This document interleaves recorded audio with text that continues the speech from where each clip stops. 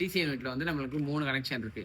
3 connection இருக்குங்களா, இந்த 3 கனெக்ஷன்ல வந்து நம்மளுக்கு இந்த ஃபர்ஸ்ட் மெயின் கப்ளர் கனெக்ஷன் இருக்கு பாருங்க.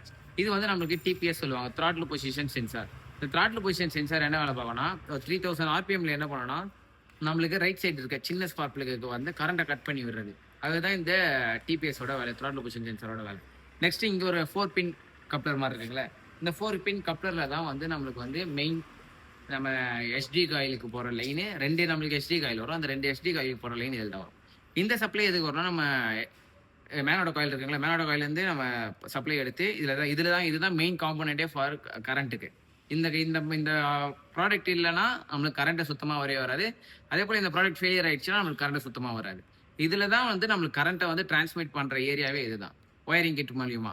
ஸோ அதனால நம்ம இந்த 3 கப்ளரும் வந்து நம்ம கரெக்டாக இதை நம்ம ரீப்ளேஸ் பண்ணிலாம் மாற்றிலாம் சொல்ல முடியாது.